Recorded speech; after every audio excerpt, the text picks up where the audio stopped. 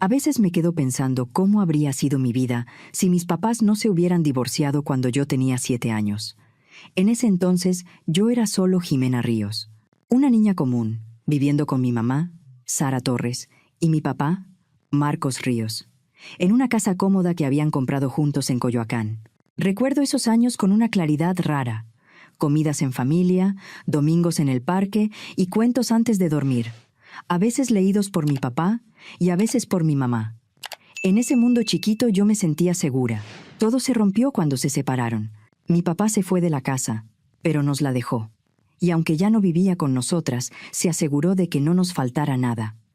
Pagaba la pensión que le correspondía, y con eso mi mamá no tuvo que trabajar. La verdad es que a ella no le molestó.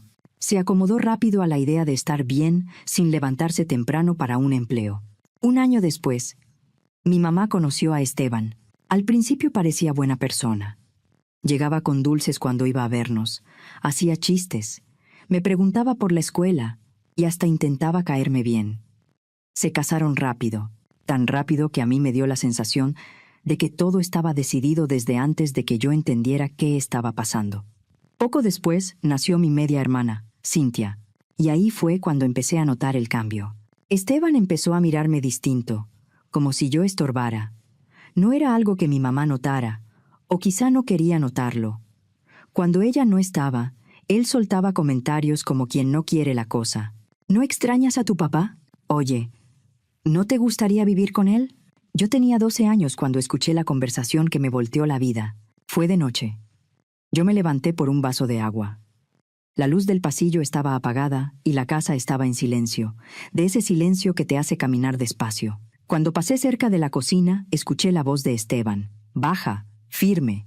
Ya me dieron el ascenso. Voy a ganar casi el doble. Ya no necesitas trabajar, ni tampoco depender de la pensión de Jimena. La voz de mi mamá respondió, también bajita. Pero esa pensión ayuda. Con eso se paga de todo. Vamos, Sara. Los dos sabemos que Jimena estaría mejor con su papá. Y además, ¿no te gustaría enfocarte en nuestra familia? En Cintia. En lo nuestro. Lo que nunca se me va a olvidar es que mi mamá no dudó. Tienes razón. Mañana. Le marco a Marcos para que se la lleve. Me quedé helada. Con una mano me tapé la boca para no soltar un sonido. El vaso de agua que iba a buscar se me olvidó como si ya no existiera. Sentí que el piso se me movía. Mi propia mamá estaba decidiendo deshacerse de mí porque, según ella, yo ya no era necesaria. O peor, porque el dinero de mi papá ya no era tan importante. A veces me pregunto si supieron que yo escuché. Nunca lo dijeron. Nunca lo admitieron. Mi mamá actuó como si me estuviera haciendo un favor cuando me lo soltó días después, con una sonrisa forzada. Te vas a ir con tu papá, Jimé. Allá vas a tener más oportunidades. Como si no fuera lo que era. Como si no me estuviera sacando de en medio. Mi papá me recibió con los brazos abiertos. No me interrogó. No me hizo sentir incómoda. Vivía en un departamento en la Narvarte. Sencillo pero cálido. Me preparó un cuarto. Lo pintó del color que a mí me gustaba y me compró varios libros de las sagas que yo devoraba. La primera noche, se sentó al borde de mi cama. Me acomodó el cabello detrás de la oreja y me dijo, con una voz que todavía puedo escuchar si cierro los ojos: perdón por cómo se dieron las cosas, mi niña, pero quiero que sepas algo. Conmigo siempre vas a tener casa. Siempre. Esas palabras se volvieron mi punto de apoyo. Los años pasaron y mi mamá se fue perdiendo. Se ocupaba de su nueva familia, y si se acordaba de mí, era por compromiso. Una llamada rápida en Navidad, un mensaje seco en mi cumpleaños, una visita de vez en cuando que se sentía más como trámite que como cariño. Mi papá, en cambio, estuvo en todo. Festivales de la escuela, juntas con maestros, el día que me rompieron el corazón por primera vez. Cuando lloré en la sala, él no me dijo, ya, se sentó conmigo y me dejó llorar. Luego me preparó un chocolate caliente y me habló de la vida sin sonar como discurso. Me metió a una buena escuela. Se ajustó para pagar colegiaturas, uniformes, clases extra. Nunca me hizo sentir que yo era una carga. Y cuando llegó el momento de pensar en la universidad, se sentó conmigo noche tras noche a revisar ensayos, papeles, solicitudes. Me ayudó a buscar opciones, becas, fechas, todo. Yo todavía recuerdo el día que me aceptaron en el Tecnológico de Monterrey, en el Campus Monterrey. Abrí el correo con las manos temblorosas. Me quedé viendo la pantalla sin respirar. Mi papá se acercó, leyó y se le llenaron los ojos. «Lo lograste, Jime». Me abrazó fuerte, de esos abrazos que te aprietan y te acomodan el mundo. Yo siempre supe que tú podías. Me fui a estudiar a Monterrey y en vacaciones regresaba a Ciudad de México para estar con él. La universidad fue cara y él no se quejó ni una sola vez. Cada vez que yo intentaba decirle algo, él me cortaba con calma. Tu educación es prioridad, no es gasto, es lo que te toca. Esos 4 años se fueron rápido. Me gradué con honores. Conseguí trabajo en una consultora grande en Ciudad de México, de esas que traen proyectos pesados y te traen corriendo. Renté un departamento bonito en la Roma, cerca de donde podía moverme sin perder media vida en tráfico. No quedaba tan lejos del departamento de mi papá, que para entonces ya había mejorado. Se había mudado a un lugar más amplio por la zona de la del Valle, y estaba orgulloso, aunque nunca presumía. Los domingos cenábamos juntos. Era una costumbre. A veces él cocinaba algo simple, a veces pedíamos comida, y hablábamos. Yo le contaba de mis proyectos, de clientes difíciles, de presentaciones, de lo cansado que era. Él me escuchaba como si lo mío le importara de verdad. A veces no hablábamos mucho, solo veíamos películas viejas, como cuando yo estaba en prepa. Todo estaba bien, hasta que dejó de estarlo. El diagnóstico llegó sin aviso, como un golpe seco. Cáncer de páncreas, etapa avanzada. El doctor fue cuidadoso con las palabras, pero no necesitaba decir mucho. Habló de meses, de tratamientos, de esperanza, de intentar. Mi papá aguantó 4 meses. 4. Yo tenía 28, cuando se murió. Las últimas semanas fueron durísimas. Pedí permiso en el trabajo y me la pasé con él en el hospital. Había días en los que parecía que iba mejor, y al siguiente se apagaba un poco más. Una noche, cerca del final, me apretó la mano con la poca fuerza que le quedaba y me dijo: «Jimena, tú fuiste lo mejor de mi vida. Nunca se te olvide». Después de que murió, yo regresaba a mi departamento de la Roma y sentía que el aire pesaba. Los días se me iban iguales. Comía por inercia. Dormía a medias. A la semana, cuando se empezó a mover lo legal, me enteré de que mi papá me había dejado todo. Su departamento y el dinero que tenía ahorrado e invertido fueron alrededor de 12 millones de pesos mexicanos, además del inmueble.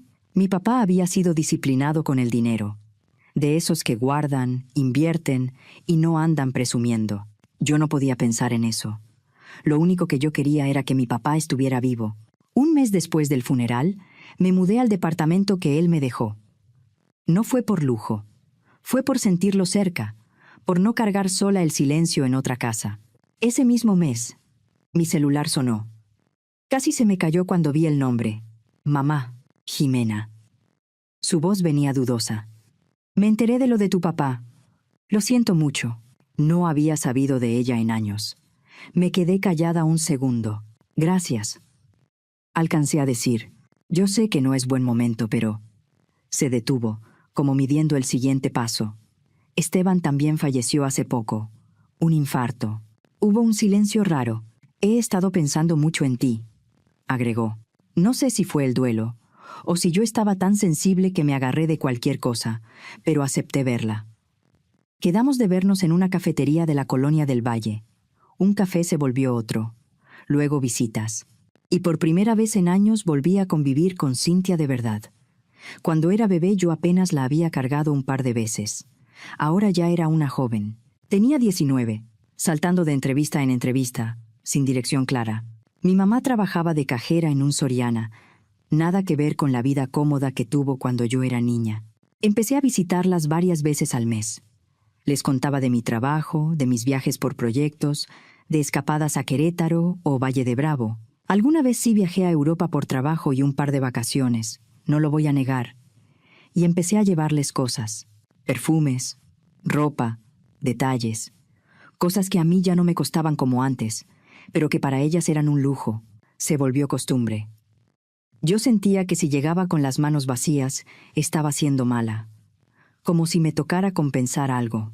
Antes de cada visita pasaba por un centro comercial, o me metía a Liverpool, o compraba algo en línea para recogerlo en tienda. Cynthia se emocionaba mucho con la ropa. «¿Neta, Jimé? ¿Esto es de allá?», decía cuando le llevaba algo bonito. Sus ojos se le iban con las bolsas, con las etiquetas. «Está precioso». Al principio me gustaba verlas contentas. Y si soy honesta, creo que una parte de mí estaba intentando comprar el cariño que nunca tuve de mi mamá. Un día decidí preguntarles directo qué querían de verdad, para no estar adivinando. «Es que no quiero llevarles cosas al azar», les dije. «Díganme qué les hace falta». Mi mamá bajó la mirada, como si le diera pena. «Ay, no, mi vida». «¿Cómo crees?», dijo. «Pues, si acaso unas toallas nuevas. Las de la casa ya están bien viejas. Unas de Walmart, lo que sea». Cynthia también se hizo la tímida. Yo, no sé. Quizá maquillaje, pero del súper, nada caro. Yo respiré tranquila. Me pareció razonable. Pero algo cambió a partir de ahí. Los pedidos empezaron a crecer y además empezaron a llegar con más frecuencia. Mi mamá pasó de pedir toallas a mandarme mensajes por WhatsApp con cosas para la casa, sábanas, unos trastes, un par de zapatos porque ya se le estaban abriendo. Luego se soltó con un perfume, bueno, porque el barato no le dura. Y de repente llegó el primer pedido grande. «Oye, vi una bolsa Gucci que está divina. Si vuelves a viajar, ¿me la podrías traer?». Luego ya no era solo lujo. «Hola, Jime. Si vas a salir, ¿nos compras despensa?». Ya no surge. Y después, como si ya fuera normal. «Cynthia necesita ropa de invierno. Si te queda, algo de marca estaría bien, porque esas cosas duran». Me quedaba viendo la pantalla con el estómago revuelto. Ya no eran solo caprichos. Me estaban metiendo en sus gastos básicos también, como si yo fuera su solución para todo. Una tarde me llegó otra lista larguísima, con cosas de supermercado, perfumes y marcas que ni yo compraba así nomás. Sentí que ya era demasiado. Me fui a su casa en Tlalnepantla, porque para entonces se habían mudado a un departamento pequeño por allá. Salí temprano para no quedarme atrapada en el tráfico, y aún así me aventé un buen tramo de periférico. Nos sentamos en su mesa de la cocina. La casa olía a detergente barato y a comida recalentada. Mi mamá se veía cansada, pero Cynthia estaba con el celular en la mano, como si yo le estuviera quitando tiempo. «Mamá, Cynthia, tenemos que hablar», dije. «¿Qué pasó, mi amor?», preguntó mi mamá, acomodándose en la silla. «Las listas», dije, tratando de no sonar agresiva. «Las cosas que me piden todo el tiempo. Ya se está saliendo de control». Mi mamá se movió incómoda.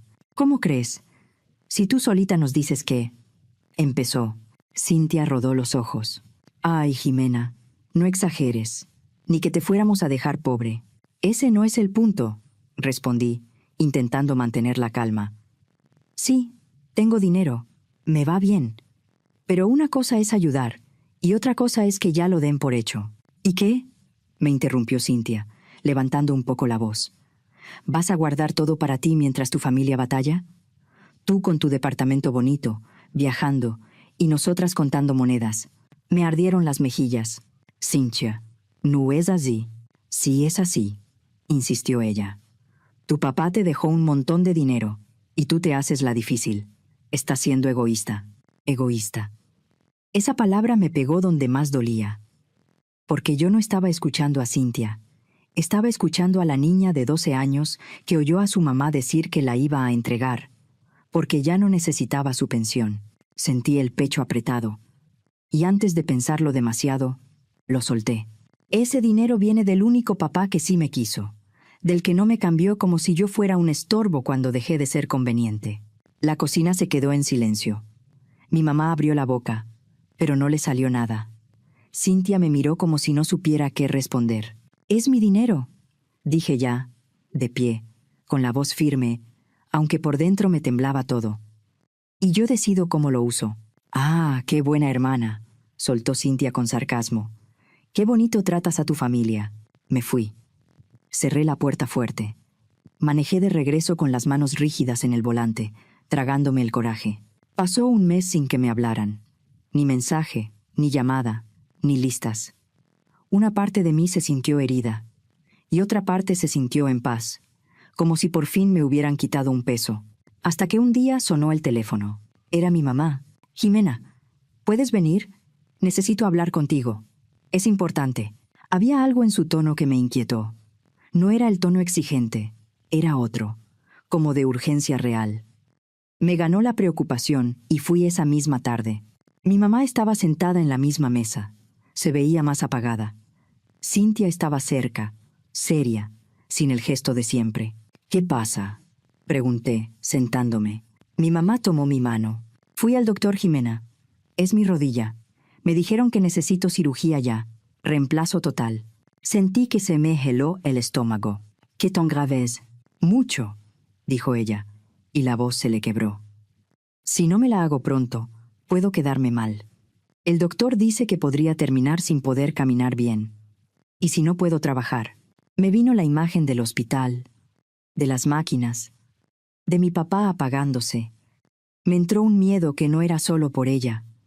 Era por mi recuerdo. Mi mamá respiró hondo. «El mejor especialista para esto está en Monterrey. Me dieron lugar, pero...». Miró a Cintia como pidiendo respaldo. «Todo va a salir carísimo. Cirugía, hospital, rehabilitación. Es un paquete completo. Cuesta 1.400.000 pesos». Yo tragué saliva. ¿1.400.000? Sí, dijo rápido. Yo sé que es muchísimo. Pero Cintia va a ir conmigo para ayudarme. La recuperación es como un mes. Yo no tengo cómo pagarlo, Jimena. Y si no damos el anticipo, ni siquiera me programan». Me quedé callada. Mi cabeza estaba llena de pasillos blancos y el sonido de monitores. No quería volver a sentir la culpa de no haber podido hacer algo por alguien enfermo. Y en ese momento, aunque me doliera, seguía siendo mi mamá. «Te voy a ayudar», dije al fin, con un nudo en la garganta. «Pero no puedo soltar todo de golpe. Te puedo transferir 700.000 pesos ahora, y los otros 700 cuando me manden la factura final del hospital». La cara de mi mamá cambió, como si esa respuesta no le gustara. «Pero el hospital pide todo por adelantado», dijo, frunciendo el ceño. «Mamá», la corté con suavidad, pero firme. «Eso es lo que puedo hacer. Tengo que hacerlo bien. No te estoy diciendo que no». Ella quiso protestar, pero Cintia le tocó el hombro. Se miraron. Fue una mirada rápida, como de acuerdo silencioso. «Está bien», dijo mi mamá de pronto, cambiando el tono. «Déjame hablar al hospital, a ver si nos aceptan en 2 pagos». Se fue al pasillo con el celular. Yo escuché su voz apagada, palabras sueltas. No distinguía, pero sonaba segura. A los pocos minutos regresó con una expresión aliviada. Dijeron que sí, que con anticipo y luego liquidación. Que no hay problema. Los días siguientes fueron una carrera. Para poder mover esa cantidad, hablé al banco. Terminé haciendo el depósito en 2 transferencias. 700.000 pesos a su cuenta. Al día siguiente me mandó un gracias, con corazoncitos, como si eso arreglara todo. Una semana después, las ayudé a empacar. Las llevé al aeropuerto muy temprano para no quedarnos atoradas en el tráfico.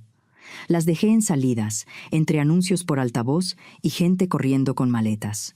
Las vi caminar y sentí una mezcla rara: preocupación, esperanza y también un cansancio viejo que yo no sabía de dónde salía. A los pocos días, yo estaba en mi estudio, revisando documentos del trabajo, cuando me entró una llamada. Sonreí al ver el nombre: Raquel Martínez. Raquel había sido mi mejor amiga desde primaria. Nos conocíamos desde los 6 años. Cuando me fui a vivir con mi papá, nos distanciamos, pero seguíamos en redes. Hace poco habíamos retomado el contacto, cafés aquí y allá, pláticas de ¿en qué momento crecimos tanto? «¿Qué onda, Raquel?», contesté. Su voz sonaba rara. «Jime, te tengo que preguntar algo bien extraño», dijo. «¿Tú sabías que tu mamá y tu hermana están en Europa?». Me reí, porque pensé que era una broma. «No, claro que no. Están en Monterrey. Mi mamá se está atendiendo allá». «Eso pensé», dijo Raquel, y se quedó en silencio un segundo. Pero mi hermana me enseñó unas fotos que Cintia le mandó. Y, «Mira, no están en Monterrey. Te lo juro». Mi celular empezó a sonar con mensajes entrantes. Fotos, una tras otra. Sentí que me golpeaban el estómago. Ahí estaba mi mamá a punto de quedar discapacitada, parada, sonriendo, frente a la Fontana di Trevi. Cintia tomándose selfies afuera de tiendas de diseñador en Roma. Mi tía Angélica, hermana de mi mamá, junto con su hija Emilia, recostadas en camastros junto a una alberca privada, en lo que parecía una villa carísima. En todas las fotos se veía la fecha del día anterior. Raquel habló despacio, como con miedo de decirlo. Hay más. Mi hermana dice que Cintia anda presumiendo que tu mamá compró boletos redondos para todos. Tu mamá, Cintia, tu tía Angélica y Emilia. Rentaron una villa por un mes. Están comprando en tiendas caras, comiendo en lugares finos. Me quedé viendo una foto en la que mi mamá estaba con una copa en la mano, en una terraza con vista al campo italiano. Se veía saludable, tranquila, feliz. El dinero que le di para cirugía y rehabilitación se lo estaban gastando en vacaciones. Esa noche no dormí. Me la pasé viendo las fotos una y otra vez, como si mi mente no quisiera aceptarlo. ¿Cómo pudieron?, me repetía. ¿Cómo me vieron la cara así? Me usaron justo con lo único que todavía me dolía abierto. La enfermedad de mi papá, la culpa, el miedo. En la mañana, la llamé. Tenía las manos temblorosas. «Mamá, ¿cómo vas?», pregunté, con una voz que intentaba sonar normal. «¿Ya te operaron?». «Muy bien, mi amor», respondió mi mamá, como si nada. «Sí, todo salió perfecto. El doctor dijo que quedó de maravilla. Ya estoy empezando rehabilitación». Me agarré del borde del escritorio. Sentí náuseas. La facilidad con la que mentía me dio escalofríos. «Qué bueno», dije, apretando la voz para que no se me quebrara de coraje. «Oye, me gustaría hablar con tu doctor, aunque sea 2 minutos, solo para entender bien el procedimiento. ¿Me lo puedes pasar?». Hubo un silencio corto. Está ocupadísimo, Jimena», dijo. «Además, no tiene caso que lo molestes. Mira, ya me llaman para terapia. Luego te marco». Y me colgó. Me quedé viendo el celular con esa sensación de estar sola en un cuarto enorme. Me pasaron por la cabeza muchas cosas, una tras otra, como si fueran escenas viejas que de pronto tenían sentido. Mi mamá decidiendo mandarme con mi papá cuando ya no necesitaba su dinero. Mi mamá buscándome años después, no por extrañarme, sino cuando mi papá murió y me dejó algo. Mi mamá mandándome listas, acostumbrándose a que yo pagara. Y ahora esto. Decidí no explotar de inmediato. Decidí seguirles el juego. Le llamé todos los días para ver cómo iba. Y todos los días tenía una excusa nueva. «El doctor está en cirugía, mi amor. Hoy está en un congreso. Ahorita está viendo pacientes. Está fuera de turno». Parecía una obra mala donde el actor improvisa porque se le olvidan las líneas. Un día le dije, con tono dulce: «Mamá, ¿por qué no hacemos videollamada? Quiero verte, asegurarme de que estés bien, de que estés cómoda». Del otro lado se escuchó un movimiento raro, como si tapara el micrófono y consultara con alguien. «Ay, no, mi vida», contestó al fin. «Me veo terrible, toda hinchada, morada. Y aparte el internet aquí está fatal». Se corta. Mientras hablaba, se colaba música de fondo, alegre, como de cafetería, algo que no sonaba a hospital. Yo apreté los dientes. «¿En serio?», insistí, midiendo cada palabra. «Qué raro para un hospital tan bueno». «Ya sabes», dijo rápido, «no siempre funciona bien». «Bueno, me tengo que ir. Ya me toca terapia». En otra llamada, cambié la estrategia.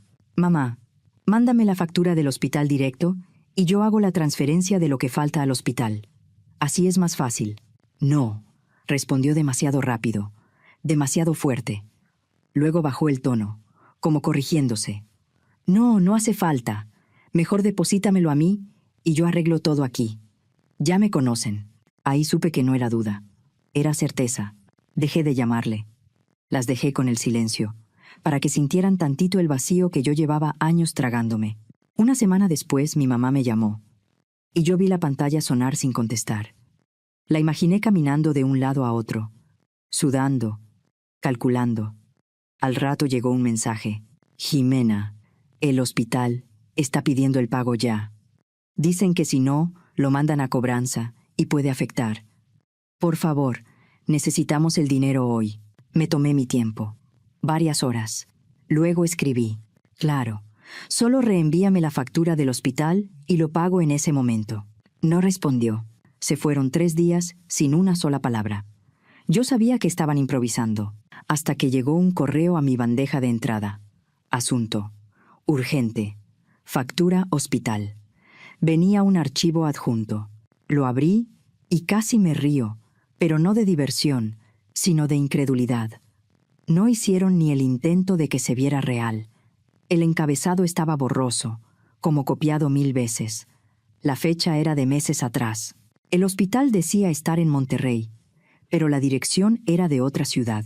Y lo más obvio, en la sección de pago venía la cuenta personal de mi mamá, a nombre de Sara Torres, como si un hospital serio te pidiera depositar a una cuenta particular. Me quedé viendo la pantalla con una mezcla rara. Primero una risa amarga y luego una tristeza honda, como si algo dentro de mí se rompiera por última vez. Ese mismo día, yo había sacado dinero en efectivo. Por otra cosa, tenía un paquete de billetes de 500 pesos. Los acomodé sobre el escritorio, en forma de abanico. Les tomé una foto y la adjunté en respuesta al correo. Ya vi la factura. Ahorita te mando el dinero. Me quedé con el dedo sobre enviar un segundo. Y lo mandé. No pasó ni una hora cuando sonó el teléfono. Mi mamá. Contesté con una calma que me sorprendió a mí misma. ¿Bueno, Jimena? Su voz venía aguda, desesperada. ¿Qué pasó? ¿Dónde está el resto? Nosotras aquí esperando y... Ya, mamá, la corté. Mi voz salió fría. Ya basta. Se quedó callada. Yo sé perfectamente dónde estás. Seguí. Y no estás en ningún hospital. ¿De qué estás hablando? Intentó. Estás en Italia, dije despacio. En una villa, de compras, comiendo en restaurantes caros, con Cintia, con mi tía Angélica y con Emilia. Hubo un silencio largo. Yo podía imaginar su mente buscando una salida. ¿Cómo? ¿Cómo sabes eso? Alcanzó a decir. Cintia mandó fotos, respondí. Las estuvo mandando a medio mundo. Y me llegaron. Las vi todas. Otra pausa. ¿De verdad pensaste que no me iba a enterar? Su voz cambió. Se le cayó la máscara de «Ay, mi amor». Entró el coraje defensivo. «Bueno, sí», dijo. «Estamos en Italia. ¿Y qué? Yo sabía que nunca nos darías dinero para viajar. Pero tú viajas todo el tiempo. Tú sí puedes. Nosotras no». Yo apreté los dientes. Sentí que me temblaban los brazos. «¿Sabes que no es justo?», le dije, y la voz ya me salía quebrada por dentro. «No es justo tener 12 años y escuchar a tu mamá decir que te va a mandar con tu papá porque ya no necesita su dinero. No es justo que esa misma mamá aparezca años después. No porque me extrañe, sino porque mi papá murió y me dejó algo. No es justo que me uses, que me pidas, que me exijas, y ahora que me inventes una cirugía para sacarme dinero. Eso lo hablamos después», respondió rápido, como si quisiera apagarlo. «Ahorita tenemos un problema serio. Ya nos gastamos todo y todavía quedamos debiendo. Cambiamos los vuelos, pagamos penalizaciones y el dueño de la villa ya se está poniendo pesado. Necesitamos salir de aquí. Todos tenemos que volver a trabajar. Por favor, Jimena, mándanos lo que falta». En ese momento lo vi claro. No fue un tropiezo, fue una decisión. La misma de siempre, solo que ahora el estorbo no era mi presencia. Era mi límite. «Ese es tu problema», dije, con una calma que ya no era actuación. «No el mío. Jimena». «Adiós, mamá». Colgué y la bloqueé. Luego abrí cada aplicación donde podía encontrarme y bloqueé también a Cintia, a mi tía Angélica, a Emilia, a todos los que se prestaron para eso. Me quedé sentada en silencio en mi departamento. El departamento que mi papá me dejó, y sentí un cambio adentro, como si la última esperanza, esa tonta esperanza de que mi mamá algún día me quisiera por mí, se apagara por fin. 2 semanas después me marcó mi abuela. Casi no contesté, pero mi abuela siempre fue distinta, más recta, más clara. Con ella no había juegos. «Jimena, mi niña», dijo con voz preocupada. «Tu mamá me habló. Dice que necesita 2 millones de pesos urgentemente». Yo no tengo eso. Pero pensé que a lo mejor tú. Respiré despacio. Abuela, dije suave. No quiero pleito con nadie. Solo necesito que sepas la verdad. Te voy a contar lo que pasó. Y se lo conté todo. La cirugía inventada, el viaje, el dinero, las fotos, las mentiras. Todo. Conforme hablaba, la escuché suspirar más pesado, como si cada dato le pesara. «Qué tristeza», murmuró al final. «Yo no sabía que Sara, que tu mamá fuera capaz de algo así. No te preocupes por ellas», le dije. «Ellas se metieron en esto. Ellas verán cómo salen». «Perdóname», dijo mi abuela, con un tono que a mí me dolió más que cualquier otra cosa. «No debiste pasar por esto». «Está bien, abuela», respondí, aunque no estaba bien. «Gracias por marcarme. No tuve que esperar mucho para enterarme de cómo intentaron salvarse». Raquel me llamó unos días después. «¿Has visto lo que está subiendo Cintia?», me preguntó. «Las tengo bloqueadas», dije. Raquel soltó un suspiro, pues está haciendo una colecta en redes. Dice que su hermana rica las abandonó en Italia, que tú eres una persona sin corazón, que las dejaste varadas. Sentí el coraje subir, pero esta vez venía con otra cosa. Una especie de cansancio que se parecía a la claridad. «¿Y les está funcionando?», pregunté. «Más o menos», contestó Raquel. «Pero escucha esto. Se tardaron casi 2 semanas en juntar algo, y al final tuvieron que vender las bolsas y la ropa de marca que compraron. Mi hermana dice que el dueño de la villa ya les estaba diciendo que iba a llamar a la policía si no pagaban, y también casi pierden trabajos porque se quedaron más de lo que habían pedido de vacaciones». Me quedé viendo la pared, en silencio. Su viaje soñado se estaba cayendo encima de ellas como era de esperarse. Un mes después mi abuela me marcó otra vez, con actualización. «Ya regresaron», me dijo, «pero es un desastre. Tu tía Angélica ya no le habla a tu mamá. Al parecer, Sara le exigió que pagara parte de lo que faltó cuando todo se vino abajo, y se pelearon horrible. Y conmigo también se peleó, porque le dije que no podía darle dinero. Me acusó de preferirte a ti. Sentí un pinchazo, pero no sorpresa. Nada de eso era nuevo, solo estaba más expuesto. «Perdón por meterte en esto, abuela», dije. «No pidas perdón, mi niña», respondió ella. «A veces la gente necesita enfrentar las consecuencias de lo que hace». Cuando colgamos, me acerqué a la ventana del departamento de mi papá. Afuera, Ciudad de México estaba como siempre, enorme y viva. El sol se estaba metiendo, pintando el cielo de naranja y rosa sobre los edificios. En mi escritorio había folletos de viaje. Yo estaba planeando mi siguiente salida, ahora a Grecia. La Jimena de antes se habría sentido culpable por viajar mientras mi mamá y mi hermana batallaban. La Jimena de antes quizá las habría invitado, solo por intentar una vez más tener esa familia que yo quise de niña. Pero esa Jimena ya no estaba. En mi cabeza regresaron las palabras de mi papá en el hospital. «Tú fuiste lo mejor de mi vida. Nunca se te olvide». No se me olvidaba. Y por fin entendí algo con una claridad que me dio paz. Yo tuve un papá que sí me amó, que me escogió, que me cuidó, que me enseñó a valer. Eso fue suerte. Y también fue base. Mi mamá y Cintia podían seguir con su drama, con sus excusas, con su papel de víctimas buscando a quién culpar. Pero ya no me tocaba. Hoy mi vida es tranquila.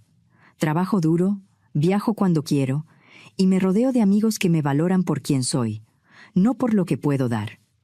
A veces me entero de cosas por mi abuela, que si mi mamá sigue con problemas, que si Cintia sigue quejándose, que si andan buscando una oportunidad para salir adelante. Yo escucho y sigo con mi día, porque hay relaciones que no se salvan con dinero, ni con paciencia, ni con intentos. Y porque lo más importante que me dejó mi papá, además de su hogar, fue esto: mi respeto por mí misma.